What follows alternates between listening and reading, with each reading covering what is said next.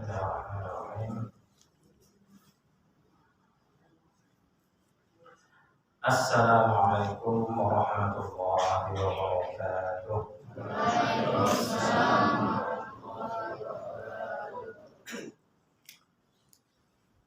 Alhamdulillahi rabbil alamin. Wa bihi nasta'inu ala umuri dunya waddin. Wassalatu wassalamu ala asyrafil anbiya'i wal mursalin nabiyyina Muhammadin wa ala alihi wa sahbihi ajma'in. Amma ba'du. Alhamdulillah, Bapak-bapak hadirin hadirat sekalian yang dirahmati dan dimuliakan Allah Subhanahu wa taala. Tidak bosan-bosannya kita panjatkan puji syukur kehadirat Allah Subhanahu wa taala atas taufik dan hidayahnya kita bisa berkumpul kembali dalam majelis ini setelah melaksanakan kefarduan kita, yaitu salat maghrib secara berjamaah. Salawat dan salam semoga selalu tercurah kepada Nabi kita Muhammad sallallahu alaihi wasallam, keluarga beliau, para sahabat dan orang-orang yang mengikuti beliau hingga yaumul qiyamah. Jamaah yang dirahmati Allah Subhanahu wa taala, dalam sebuah hadis disebutkan bahwa Nabi sallallahu alaihi wasallam bersabda, la yamallullahu hatta tamallu. Allah itu tidak akan pernah bosan hingga kalian yang bosan. Maksudnya Allah Subhanahu wa taala tidak akan pernah bosan memberikan kepada kita itu pahala, manakala kita tidak bosan beramal. Nah, saat kita bosan, ya, hadir dalam majelis ta'lim, nah di saat itulah kita akan mendapatkan kerugian, karena Allah Subhanahu wa taala selagi kita mau beramal, mau hadir terus dalam majelis ta'lim, dalam majelis ilmu, Allah Subhanahu wa taala pada saat itu juga akan senantiasa tidak pernah akan bosan memberikan ganjaran dan pahalanya kepada kita sekalian. Jamaah sekalian, maka hadirnya kita dalam majelis ini jangan merasa jenuh. Kalau kita tadi subuh umpamanya sudah hadir majelis taklim, kemudian siang hari Jumatan, pada malam ini kajian lagi, sampai-sampai ada riwayat kalau seandainya, kata seorang sahabat,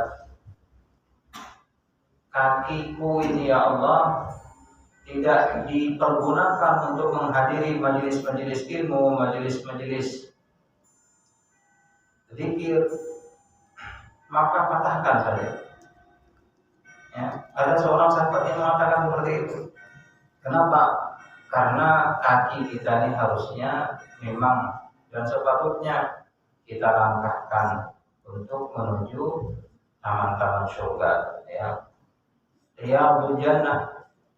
Riyadhul Jannah itu adalah halaqah-halaqah keilmuan, majelis-majelis zikir, majelis-majelis ilmu. Nah, maka hadirnya kita di sini kita syukuri. Ini adalah pemberian taufik hidayah dari Allah Subhanahu wa taala kepada kita semua, dan tidak semua dari hamba-hambanya itu bisa dipilih untuk senantiasa istiqomah hadir dalam majelis taklim.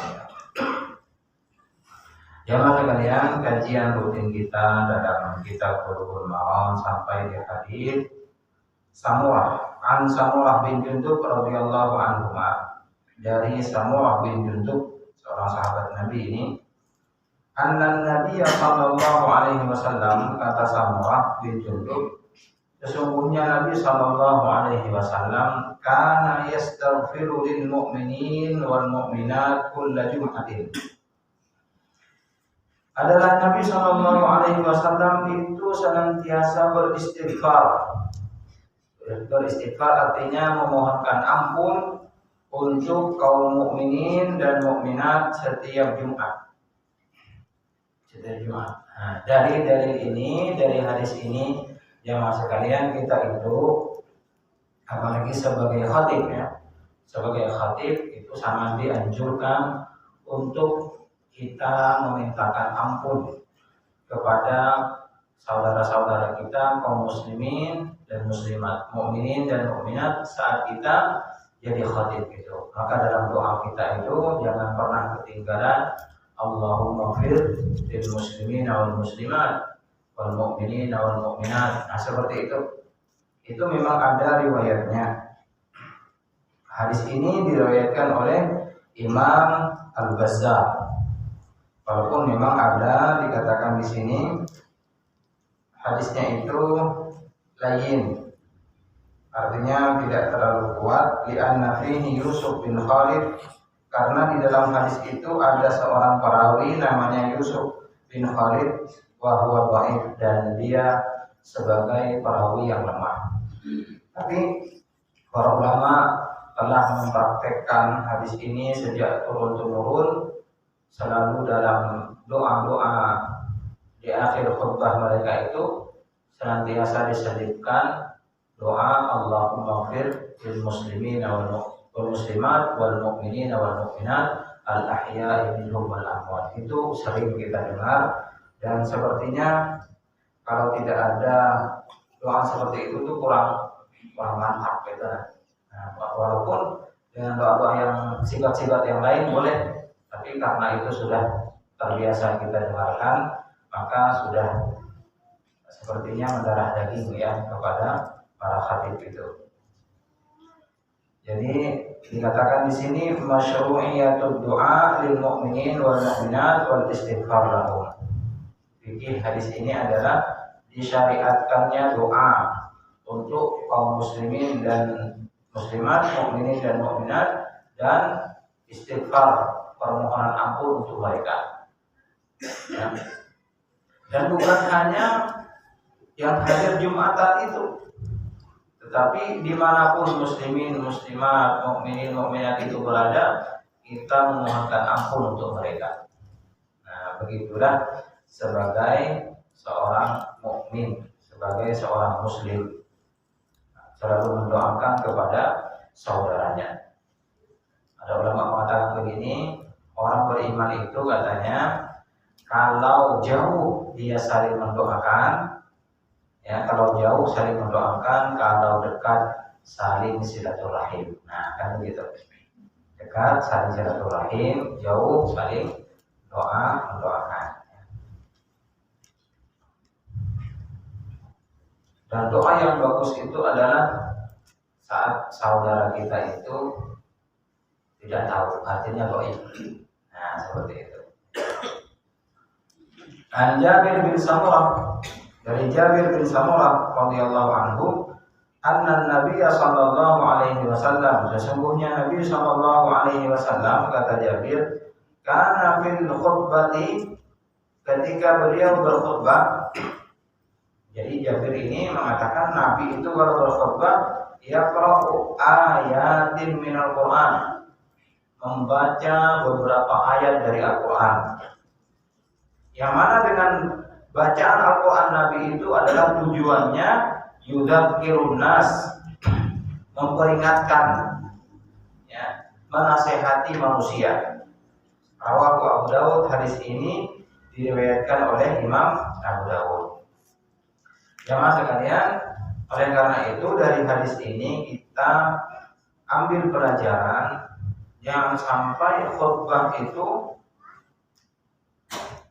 panjang, bicara, nasihat, tetapi ternyata di dalam isinya itu enggak ada ayat Quran. Ya, nasihatnya bagus, tetapi petikan ayat Qurannya mana? Nah, jadi jangan sampai tertinggal di dalam khutbah itu, walaupun tidak banyak, ada beberapa ayat Quran yang dibacakan, yang mengambil dari apa yang dipraktekkan Nabi ketika beliau berkhutbah. Kata Jabir bin Samurah, Nabi itu kalau berkhutbah itu senantiasa membaca beberapa ayat Al-Quran. Walaupun nggak mesti harus banyak, beberapa ambil dalil dari Al-Quran atau hadis, tapi ada. Ya. Jangan sampai khutbahnya panjang, tetapi kosong dari ayat Al-Quran, dari hadis Nabi SAW. Ya. Qira'ah ayat min Al-Quran fi ihda khutbatain jum'ah ruknun min arkanil khutbah. Bahkan di sini dikatakan membaca ayat Quran dalam salah satu dari dua khutbah Jumat itu adalah rukun dari rukun-rukun khutbah. Ya. Berarti kalau dikatakan rukun, kalau ketika dia khutbah tidak ada pembacaan ayat Quran, nggak sah khutbahnya. Nah, ini perhatian ini kepada para khatib. Wa huwa qaul Syafi'i, dan ini adalah pendapat Imam Asy-Syafi'i. Qala al-akharun, dan ulama yang lain mengatakan inna dzalika sunnah, itu hanya sunnah saja. Ya, ada juga pendapat seperti itu. Walaupun sunnah itu bukan berarti ditinggalkan ya. Kalau sunnah saja itu enggak apa-apa. Nah, sunnah itu bukan untuk ditinggalkan. Sama ketika orang mengatakan makruh. Makruh saja katanya, ya makruh saja. Makruh itu ujar para ulama bukan untuk diamalkan, Pak. Nah ini perhatikan ini, ya. Sunnah saja berarti ditinggalkan, enggak. Walaupun enggak wajib, sunnah tetap ada tuntutan untuk diamalkan. Makruh saja katanya, enggak apa-apa kalau itu dikerjakan. Makruh itu kalau bisa, walaupun tidak sampai ke tingkat haram, kalau bisa dihindari. Ya, kalau bisa dihindari. Ya. Karena makruh itu jemaah sekalian, itu artinya tidak disukai. Yang tidak menyukai siapa? Nah, jangan sampai kita hanya terfokus kepada arti atau definisi dari makruh itu. Tapi kita ini berbuat makruh kepada siapa? Nah, kepada syariat. Kalau itu kepada Allah dan Rasulullah SAW. Nah, makruh umpamanya, nggak apa-apa. Aku ngambil pendapat yang makruh saja, menjulurkan kain di bawah mata kaki umpamanya. Makruh saja itu. Nah, bukan untuk diamalkan, bukan begitu, bukan untuk diamalkan. Walaupun tingkatannya yang ngambil pendapat yang makruh, tapi bukan untuk kita itu beramal seperti itu. Ya. Ada satu lagi yang kebiasaan kita sehari-hari, ya, makan bau-bauan umpamanya dari rumah ke masjid, makruh saja, yang bau-bauan yang tidak sedap. Nah, bukan untuk diamalkan. Nah, anjurannya itu adalah kita bersih, berharum-harum ketika kita menuju masjid, kan begitu. Jadi enggak berarti kata-kata makruh itu senantiasa kita bilang enggak apa-apa, lalu kita jadi beramal dengan yang makruh tadi itu. Bahkan bagusnya Mian, karena ada perkataan begini, orang yang senantiasa melakukan yang makruh, itu nanti suatu hari akan terjerumus kepada yang haram karena dia telah memudah-mudahkan perkara makruh. Nah, orang yang terus-menerus dalam melaksanakan kemakruhan, melakukan kemakruhan, itu dia tidak layak bahkan dijadikan imam. Ya. Kalau senantiasa mengamalkan yang makruh. Nah, begitulah nasihat para ulama kita. Maka membaca ayat dari Al-Quran tadi itu dalam khutbah itu hukumnya sunnah. Faqad kana Rasul Al-Karim yuwadhib ala qira'ah ayat min Al-Quran. Dan Rasulullah itu katanya yuwadhib itu artinya senantiasa, Pak. Yuwadhib senantiasa membaca ayat Al-Quran itu di dalam khutbah beliau tadzkiran linnas, untuk memperingatkan manusia agar ingat kepada Allah Subhanahu wa taala, agar ingat kampung akhiratnya. Wal Quran khair mimma yu'ad bihi, dan Al-Quran itu adalah paling baik dari apa yang disampaikan saat orang itu khutbah. Ya, nasihat apapun, ucapan siapapun, tetap Al-Quran ini yang paling baik. Ya, mungkin kita ambil pendapat berkata Imam Fulan, berkata ulama Fulan, berkata Kiai Fulan, berkata Habib Fulan, tetap Al-Quran itu adalah khair, yang paling baik mimma yu'ad, dari apa yang dinasihatkan, yang disampaikan saat kita khutbah atau memperingatkan manusia, ya, menasihati manusia. Jamaah sekalian rahmati Allah Subhanahu wa taala, fikih yang dapat diambil dari hadis ini adalah masyru'iyatul qira'ah fil khutbah. Disyariatkannya kita membaca Al-Quran saat khutbah, ya. Lanjut hadis berikutnya dari Tariq bin Syihab anna Rasulullah sallallahu alaihi wasallam qala. Tariq bin Syihab, sesungguhnya Rasulullah, kata Tariq bin Syihab ini, bersabda, al-jumu'ah haqqun wajibun fi jamaah. Jumat itu, pelaksanaan Jumat itu adalah hak wajib. Hak wajib dilakukan setiap individu secara berjamaah. Ya. Setiap muslim, setiap mukmin wajib melakukan Jumat itu secara berjamaah. Nah, illa arba'ah, kecuali 4 orang. Kata Nabi SAW, 4 orang saja yang tidak wajib melaksanakan Jumat. Yang lainnya wajib. Kalau begitu, siapa yang tidak hadir Jumat secara berjamaah, dosa dia. Gak ada uzur, dosa. Siapa 4 orang itu? Yang pertama, mamluk, hamba saya, budak. Nah, budak ini sudah tidak ada lagi di zaman ini. Budak sudah dihapuskan di dunia ini. Tidak ada lagi perbudakan.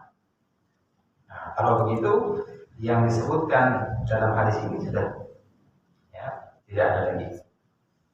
Yang kedua, yang tidak wajib Jumat itu adalah imra'atul, perempuan. Nah, jadi perempuan saat pelaksanaan Jumat, nah, dia tidak hadir ke masjid, itu tidak mengapa, ya, tidak berdosa baginya. Wasabiyun, dan yang ketiga adalah anak kecil. Sobi artinya anak kecil yang belum balik atau mukallaf, ya. Wa marid, yang keempat orang sakit. Selain itu jamaah sekalian, wajib orang itu hadir berjamaah Jumatan di rumah, Ustaz. Nah, nggak bisa. Karena di sini disebutkan wajibun fi jamaah. Wajib dilaksanakan dalam keadaan berjamaah. Ya, artinya Jumatan tapi di rumah, khutbah sendiri, ya. Nah, dia khutbah, anak istrinya yang mendengarkan. Nah, nggak bisa, ya, nggak boleh seperti itu.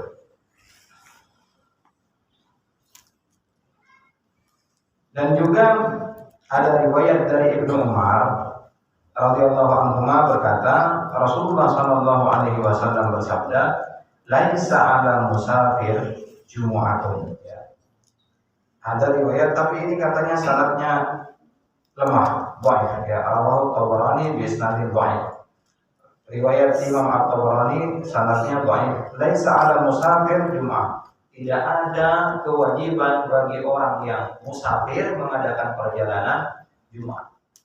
Gak ada kewajiban. Jamaah sekalian, asy-syari'u hakimun. Syariat ini begitu bijaksana. Syariat agama yang kita anut, yang kita pegang ini begitu bijaksana, kata Allah syariat. Ya. Yura'i fit tasyri' masalihan nas. Dia menjaga dalam pensyariatan itu kemaslahatan, kebaikan untuk manusia ini. Jadi syariat agama sebenarnya itu mengatur ya manusia ini agar menjadi baik, bukan untuk menyusahkan syariat ini. Ya, tapi kadang-kadang salah ya manusia ini memahami bahwa syariat itu begitu mempersulit. Contoh, wanita disuruh pakai jilbab, kok ribet katanya, panas. Nah itu kan sepertinya memberatkan ya manusia punya pemikiran seperti itu.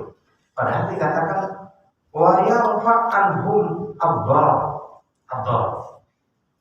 Bahkan syariat itu mengangkat dari manusia ini kemudaratan, kemarabahayaan diangkat dengan syariat itu. Tapi pian sekarang ada manusia-manusia yang berani menantang syariat itu. Ya. Yang lagi viral sekarang ini, yang jadi perdebatan di TV sekarang ini adalah tentang disyariatkannya wanita itu dikhitan, disunat, ditantang, bahkan mau dihapuskan. Ya. Wanita tidak perlu dikhitan. Nah, padahal itu jamaah sekalian di dalam syariat ada tuntunannya. Ya, cuma memang ulun pernah mendengar penguluan waktu menjelaskan tentang khitan wanita ini itu tidak terlalu banyak dibuang. Ya, bukan disunat atau dikhitan seperti laki-laki. Ya, yang kepalanya itu banyak dibuang. Bukan kepalanya sih, sebelum kepala itu. Nah, dibuangnya banyak. Tapi kalau wanita itu mungkin mengatakan itu hanya dibersihkan sedikit saja, sedikit saja yang dibuang. Nah, kenapa? Karena itu adalah kemuliaan bagi wanita. Dan ada penelitian, kenapa sih Barat itu, Eropa itu ya tidak dikhitan para wanitanya itu berbahaya justru. Makanya banyak terjadi ya tidak dengan suaminya pun bisa. Kenapa? Karena syahwatnya beda. Nah ini jadi ketika wanita itu disyariatkan untuk dikhitan sedikit ya, maka itu akan menjaga tubuh dia ya. Kak Syekh kami itu, perguruan kami dulu di Banjarmasin menjelaskan Pak, wanita itu kalau tidak dikhitan, nah itu dia saat berjalan ya kegesek, nah maka akan timbul nafsu syahwat. Nah, sehingga tidak dengan suaminya pun dia akan melaksanakan sesuatu yang diharamkan. Nah, jadi adanya khitan itu sebenarnya untuk menjaga kemaslahatan untuk manusia, menjaga kemaslahatan manusia, tapi ditentang. Nah itu termasuk katanya melukai wanita, menyakiti wanita dan lain-lain dengan bahasa-bahasa mereka. Pian bahkan kalau kita baca, belum setelah mendengarkan di TV tentang perdebatan antara pemerintah dan Majelis Ulama Indonesia tentang khitan wanita ini, belum baca-baca gimana pendapat ulama sih tentang khitan ini. Pian bahkan ada yang mewajibkan khitan wanita itu, wajib katanya. Ada pendapat seperti itu wajib. Nah kalau sampai wajib kan berarti dosa ini kalau nggak dikhitan. Itu satu. Di bawah itu pian sunnah dikatakan. Kalau laki-laki memang wajib semuanya, oke sepakat laki-laki ini wajib dikhitan, dipotong. Tapi bagi wanita satu wajib, yang kedua sunnah. Ya, artinya kalau tidak dikhitan ya tidak mengapa. Nah, yang ketiga adalah kemuliaan untuknya. Jadi kalau wanita itu dikhitan, ya dipotong sedikit atau dibersihkan, bahasanya itu dibersihkan sedikit. Ya, tempatnya itu para dokter insya Allah tahu. Nah itu kemuliaan untuknya. Kenapa maksudnya kemuliaan untuknya? Menjaga wanita itu, menjaga ya. Dirinya tidak akan syahwani ya, atau hayawani ya. Sama siapa saja ya, dia nafsuan. Nah, maka jamaah sekalian, ini jelas bahwa syariat itu bijaksana. Di sini disebutkan asy-syari'u hakimun. Syariat itu bijaksana, nggak mau memberatkan, membahayakan, ya, semata-mata untuk masalihun nas, kemaslahatan manusia. Ya. Wa yarfa'anhum ad-darar, mengangkat dari mereka itu kemudaratan, kemahbahaya. Coba ya, kalau orang itu tidak mau melaksanakan syariat seperti itu, wanita-wanita semua nafsuan. Gimana kita menjaga anak kita, gimana kita menjaga istri kita, coba. Nah, maka ya, syariat ini luar biasa untuk kebaikan umat manusia. Percaya, yakini, apalagi kita orang beriman. Nah, kadang membuat kita itu kecewa, yang menentang ini Muslim juga, pakai jilbab juga nih, gimana nih? Wanita berjilbab, ya, muslimah, tapi kok melawan yang ada dalam tuntunan syariat. Nah, ini kita kadang makan hati gitu. Nah, maka kita jemaah sekalian, sebagai seorang yang beriman, alladzina yu'minuna bil ghaib, ya, kepada yang gaib ini kita pegang benar-benar syariat ini. Kita yakini bahwasanya apabila kita berpegang dengan syariat, kita itu bahagia, ya, bahagia di dunia ini dan bahagia kelak di akhirat. Nah, begitulah sebagai seorang muslim harus punya itu keyakinan itu.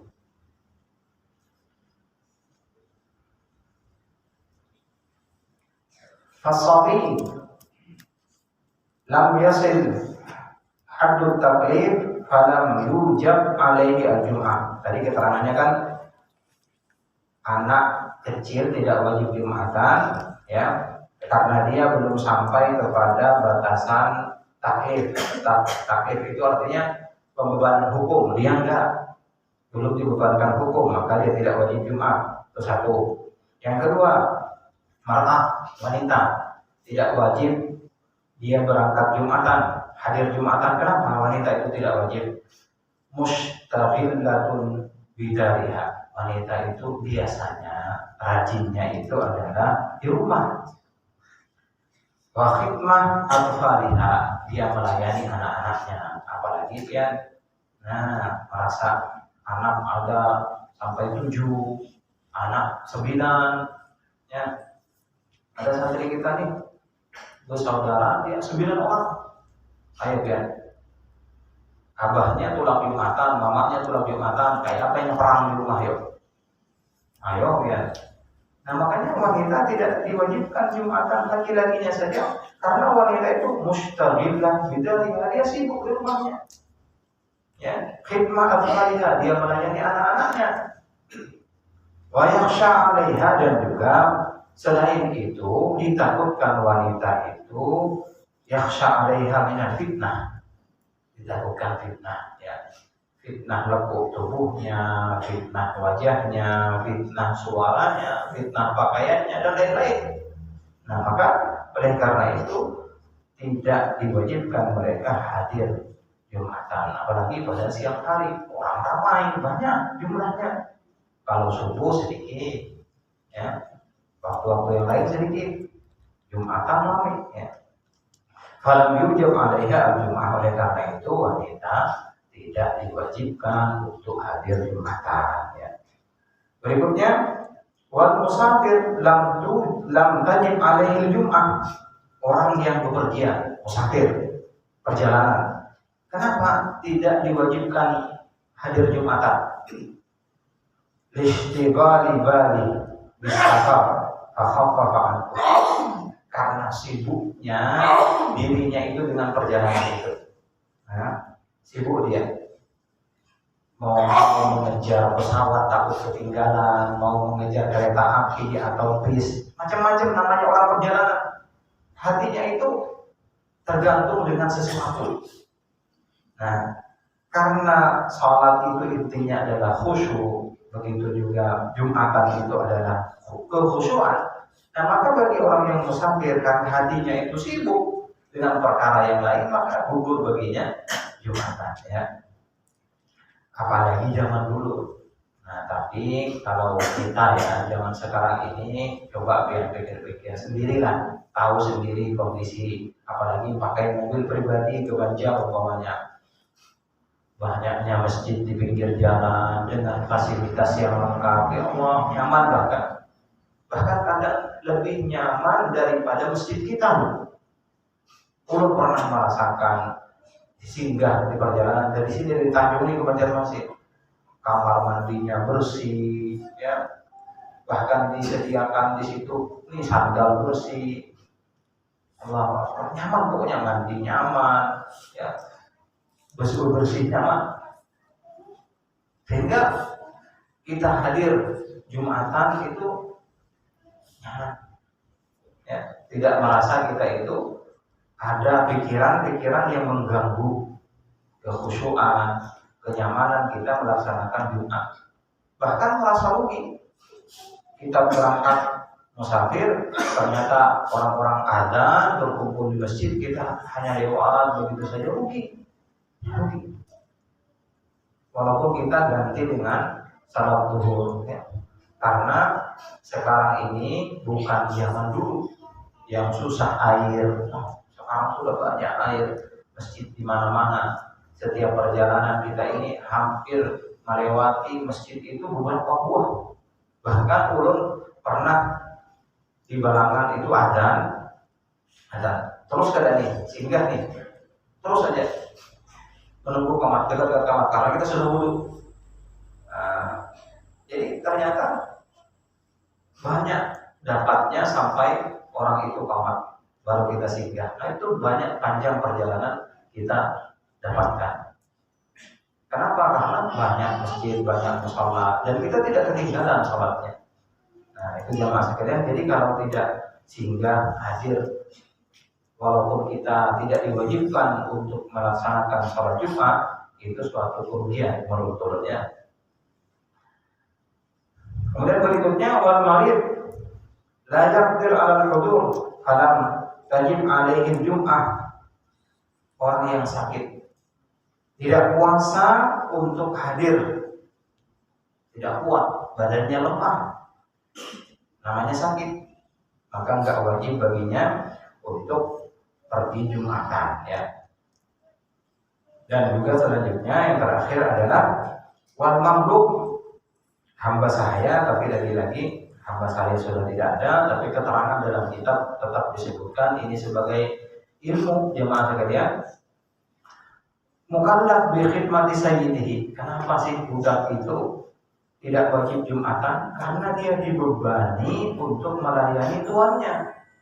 Falam tajib alaihi, ya, maka tidak wajib ke atas budak itu tadi, ya. Walam yusallin Nabi, bahkan Nabi itu jamaah sekalian pernah tidak melaksanakan Jumat. Ayo ya. Nabi kita Muhammad SAW pernah tidak melaksanakan Jumat. Kenapa nih? Ini ada keterangannya. Walam yusalli an-Nabi SAW al-Jumu'ah di Arafah. Nabi tidak melaksanakan Jumat di padang Arafah. Fi hajjatil wada, pada haji wada, haji terakhir Rasulullah SAW. Li'annahu kana musafiran, karena waktu itu Nabi SAW dalam keadaan musafir. Wa bihadza tatajalla laka sama'atul Islam. Ya. Dari sini katanya Pak, terang jelas bagi kita ini betapa luasnya Islam ini, betapa nyamannya Islam ini, betapa nyamannya syariat ini, ya. Dan karena itu jamaah sekalian, jangan sampai kita merasa dengan syariat ini beban bagi kita. Nah, maka fikih yang dapat diambil dari hadis ini adalah al-Jumu'ah fardun ala kulli mu'min. Jumat itu adalah kefarduan ke atas setiap orang beriman. Setiap individu ngaku beriman, ngaku seorang muslim, wajib baginya hadir Jumatan. Kecuali dia adalah seorang hamba. Karena kalau hamba itu hadir Jumatan, dia akan mentelantarkan ya pekerjaan-pekerjaan yang dibebankan oleh tuannya. Nah, begitu. Karena dia seorang budak ya. Tapi fa'in adzina lahu sayyiduhu fi huduriha hadara wa sahha minhu. Kalau tuannya, majikannya itu mengizinkan si budak tadi itu untuk hadir di Jumatan, maka hadirnya dia bagus dan Jumatnya sah. Nah, seperti itu ya. Jamaah sekalian, selanjutnya Abdullah bin Mas'ud radhiyallahu anhu berkata, karena Rasulullah sallallahu alaihi wasallam adalah Rasulullah sallallahu alaihi wasallam idza stawa 'alal mimbar. Nabi itu, kata Abdullah bin Mas'ud, apabila sudah tegak, maksudnya sudah naik di atas mimbar, sudah lurus di atas mimbar, istaqbalnahu biwujuhina, maka kami menghadap kepada Nabi itu dengan wajah-wajah kami. Artinya serius ini, para hadirin sekalian, para ahli Jumat itu dia menghadap kepada Rasulullah SAW. Nah, kayak itu juga kita harusnya. Nah, tapi saat khatib di atas mimbar macam-macam keadaan kita. Betul justru. Nah, betul-betulnya guling. Nah, betul guling. Nah, kekanakan ada lagi nang beriring ke kanan, beriring ke kiri. Nah, padahal di sini disebutkan bahwa apabila Rasulullah itu sudah naik di atas mimbar, maka para sahabat itu akan menghadapkan wajah-wajah mereka itu ke mimbar, ke khatib. Ya. Nah, begitulah kita juga harusnya.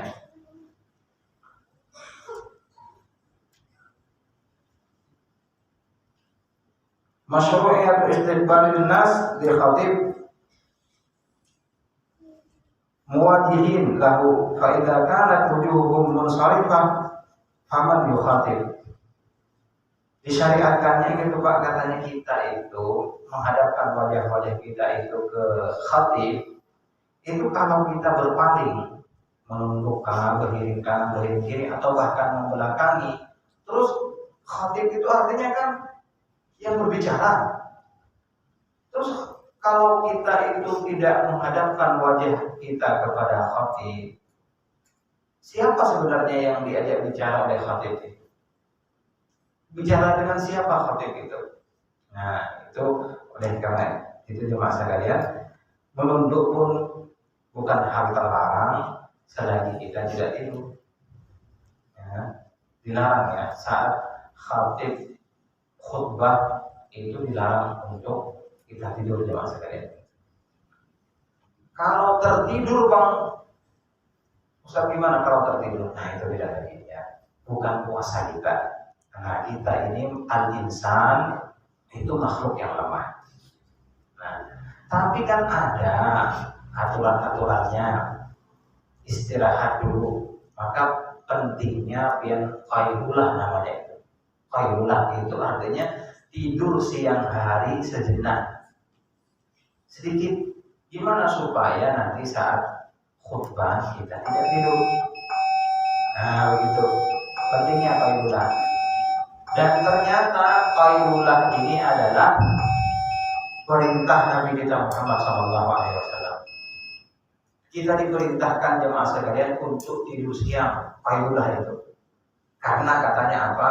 Setan itu tidak qailulah. Tidak tidur siang. Setan itu tidak tidur siang. Nah, oleh karena itu kita harusnya berbeda dengan setan. Ya, tidur siang. Dan itu menurut penelitian sehat orang yang tidur siang itu. Sehat. insya Allah. Dan nanti tujuannya adalah agar kita ringan bangun malam ketika saat orang tidur untuk sholat tahajud. Ya, demikian yang dapat saya sampaikan pada kesempatan ini. Subhanakallahumma wa bihamdika asyhadu an la ilaha illa anta astaghfiruka wa atubu ilaik. Assalamualaikum warahmatullahi wabarakatuh.